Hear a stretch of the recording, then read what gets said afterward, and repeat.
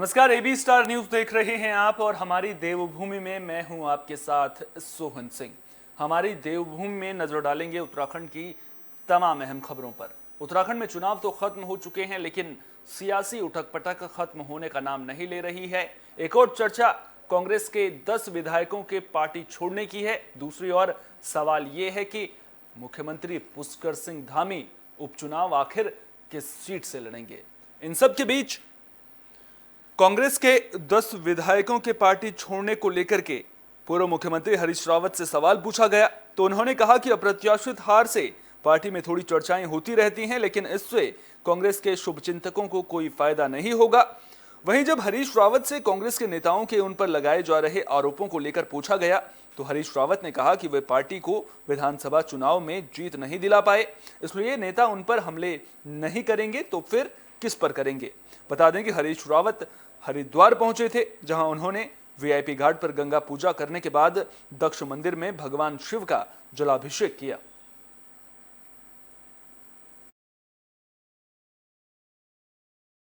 समझता हूँ ये सब कागजी बातें हैं, अभी किसी ने कोई ऐसी बात है नहीं।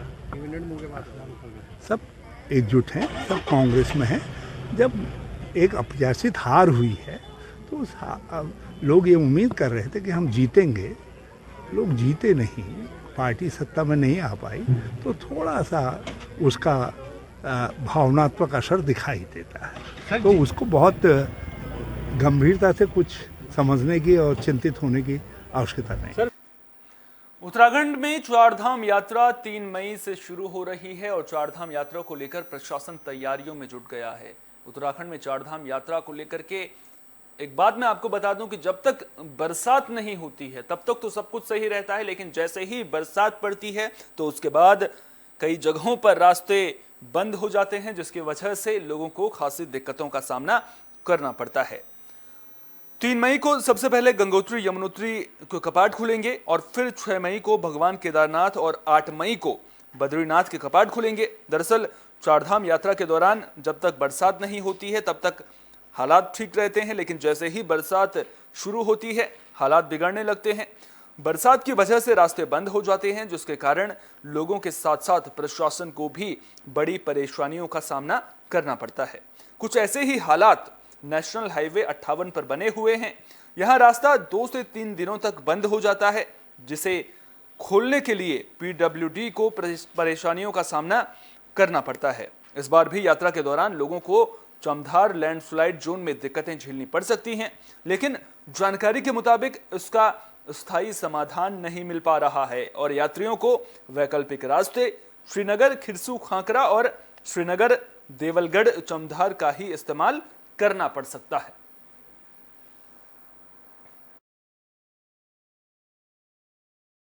इस संदर्भ में हमारे माध्यम से एनएच के अधिकारियों से पूर्व में बैठक करी गई है। अखिलेश कुमार सैनी जी वहाँ पे ही हैं, उनसे करी थी और एक्शन साहब से भी। तो वहाँ पे चूँकि अभी की जो स्थिति है वहाँ की स्लाइड की, उसमें परमानेंट सॉल्यूशन होना संभव नहीं प्रतीत हो रहा है। इसीलिए वहाँ पे जो जेसीबी है और ये वाले जो इंतज़ाम है, ताकि अगर स्लाइड होती है तो उसको समय रहते खोल दिया जाए और यात्री ना फंसे, इसकी तैयारी कर दी गई है। और ये वाले जो नंबर्स हैं इनको भी हम सर्कुलेट कर देंगे, ताकि अगर कभी स्लाइड होती है तो आप लोग भी, कोई लोग भी वहाँ पे जो संबंधित जेसी वालों को फ़ोन कर दें कि यहाँ पे इस तरह की स्थिति हो रही है।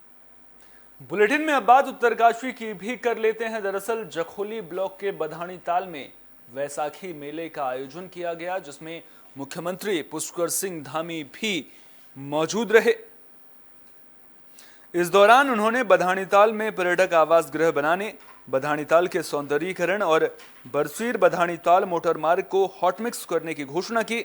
इस दौरान मुख्यमंत्री ने कहा कि देवभूमि उत्तराखंड में पौराणिक मेले और तीज त्योहार की परंपरा बहुत पुरानी है और सरकार इन सांस्कृतिक धरोहरों के संरक्षण, संवर्धन और प्रचार प्रसार के लिए प्रतिबद्ध है। उन्होंने कहा कि शहरों से लेकर गांव तक लोगों की समस्याओं के निस्तारण के लिए ठोस व्यवस्था बनाई जाएगी और लोगों की परेशानियों का समाधान करते हुए उत्तराखंड को आत्मनिर्भर बनाया जाएगा। इस दौरान मुख्यमंत्री ने राजकीय इंटर कॉलेज भीरी का नाम बदलकर शहीद मुरलीधर के नाम पर रखने, जग्गी मोहनखाल मोटरमार्ग का नाम शहीद फतेह सिंह के नाम पर रखने और ब्यूंग मैखंडा मोटरमार्ग की स्वीकृति की भी घोषणा की।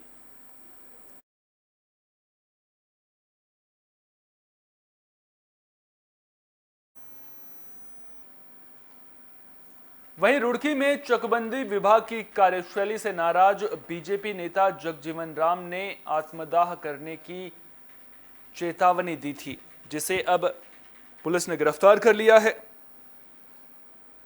जगजीवन राम करीब 2 महीने पहले आत्मदाह के लिए पेड़ पर चढ़कर सुर्खियों में आए थे। परिजनों ने पुलिस प्रशासन पर भूमाफिया के दबाव में आकर काम करने का आरोप लगाया है और राज्य से पलायन की चेतावनी भी दी है। वहीं जगजीवन राम के भाई रोहित कुमार ने बताया कि उनके भाई लंबे वक्त से भूमाफिया से लड़ाई लड़ रहे हैं। भाई जगजीवन राम को जेल भेज दिया गया है और जो कि बिल्कुल निर्दोष हैं, भूमाफिया के खिलाफ लड़ रहे हैं, बहुत दिनों से संघर्ष कर रहे हैं, लेकिन उन्हीं को जेल भेज दिया गया है। प्रकरण ये है कि भूमाफिया के खिलाफ 2012 में उन्होंने मुकदमा कायम कराया था हाई कोर्ट के द्वारा, जिसमें हाई कोर्ट ने सख्त आदेश दिए थे कि इनके खिलाफ कार्रवाई कर इन्हें जेल भेजा जाए, लेकिन अभी तक कोई कार्रवाई नहीं हुई।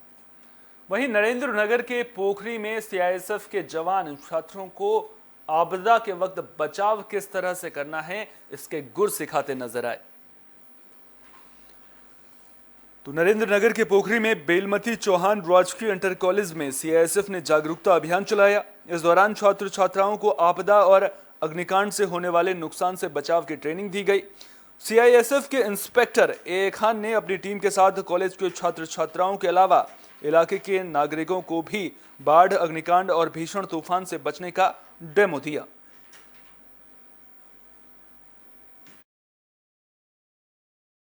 अग्नि के प्रकार और उससे किस तरह से बचा जा सकता है, ये सब बताया गया है। आपदा प्रबंधन के बारे में जागरूक करने के लिए स्टूडेंट्स को, प्लांट एम्प्लॉयज़ को, सिविलियंस को हम आपका प्रोग्राम ऑर्गेनाइज करते हैं, जिसमें हम आपको जो है survival tactics, fire fighting, in case of disaster, earthquake आपने कैसे आपको सर्वाइव करना है। दिवस एक सप्ताह का हमारा कार्यक्रम चलता है, जिसमें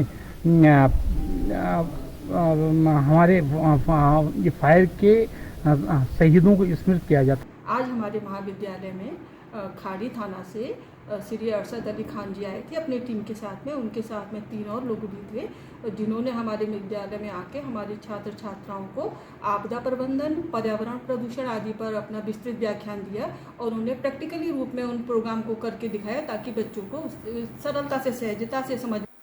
वहीं काशीपुर में ट्रैक्टर ट्रॉली की चपेट में आने से एक युवक की मौत हो गई थी, जिससे गुस्साए ग्रामीणों ने चौकी का घेराव किया और पुलिस की कार्यशैली को लेकर सवाल खड़े किए। वहीं पुलिस ने आनन फानन में मुकदमा दर्ज कर ट्रैक्टर ट्रॉली समेत ट्रॉली मालिक को हिरासत में ले लिया है।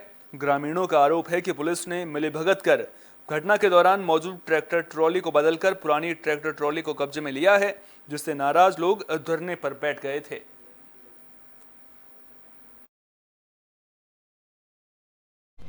कल मेरा भाई काशीपुर से काम करके जा रहा, बाइक का काम करता है वो, करीबन 5:30 बजे के आसपास ढकिया से आगे लिख रहा लसीपुर रोड पे को, उधर से ट्राली आ रही तेज रफ्तार में और उसका डाला खुला है पीछे का। जब डाला खुला उसके माथे पे लगा, साइड में गिर गया, हाथ वो वहीं खत्म हो गया। औरों ने भी देखा, हमारे गांव के ही पहुंच गए। वहाँ पे रोड चल रहा है, कोई ना कोई मिल ही जाता है, मगर इतने उसे ले आना करने पर वो हाथ हुई, इसने दम तोड़ दिया। मोटरसाइकिलों का काम करे हैं, हम गरीब बंदे हैं। मेरे भाई पे गाड़ी भी नहीं थी, मालिक ने गाड़ी दी थी, उस गाड़ी पे लेकर जा रहा था, डाला उसका खुला हुआ था। डाला जब घूम के लगा साइड से, मेरा भाई बिल्कुल कच्चे में था। मेरा भाई वहीं मर गया, वहीं पता ही नहीं चली क्या हो गया। पौड़ी में एक कार 70 मीटर गहरी खाई में गिर गई थी। जिस वक्त ये हादसा हुआ उस वक्त कार में 4 लोग सवार थे, जिन्हें रेस्क्यू ऑपरेशन चलाकर बचा लिया गया है। तो पौड़ी में एक कार 70 मीटर गहरी खाई में गिर गई। हादसा धुमाकोट थाना इलाके के लुंठिया नाला इलाके में हुआ। हादसे के वक्त कार में 4 लोग सवार थे। मामले की जानकारी मिलने के बाद पुलिस की टीम मौके पर पहुंची। स्थानीय लोगों की मदद से घायलों को रेस्क्यू कर खाई से निकाला गया और इलाज के लिए नैनी डांडा सीएचसी में भेज दिया गया है। जानकारी के मुताबिक वाहन सवार लोग बैसाखी मेले में स्नान करने हरिद्वार गए थे। इसी दौरान लुठिया नाला के पास ड्राइवर को झपकी आने की वजह से ये हादसा हुआ है।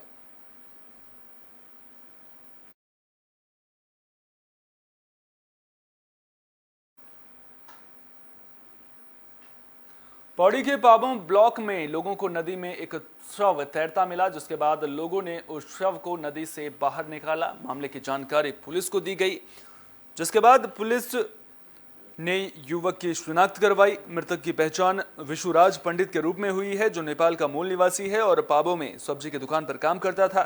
फिलहाल पुलिस ने शव को पोस्टमार्टम के लिए भेज दिया है और मामले की जांच शुरू कर दी है। ये हमें 112 पे सूचना मिली थी कि किसी व्यक्ति की नदी में डूब के डेथ हुई है। तो यहाँ पे आके देखा तो ये जो नेपाली के इसके और लोग थे, इनके द्वारा इसको तब तक निकाल लिया गया था। और ये लड़का है नेपाल का रहने वाला है, जिला बाजूरा का। अब इसका जो पंचायतनामा की कार्रवाई है वो की जा रही है और बॉडी को पोस्टमार्टम के लिए भेजा गया। सर देखो, जो बॉडी है आपने भी देखा होगा, इस पर कोई चोट तो है नहीं और प्रथम दृष्टया तो ये लग रहा है कि इसको ये पानी में डूब गया होगा। हमारी देवभूमि में फिलहाल के लिए इतना ही। देश दुनिया की तमाम अहम खबरों के लिए आप बने रहिए AB स्टार न्यूज़ के साथ, क्योंकि यहाँ पर खबरों का सिलसिला कभी नहीं थमता।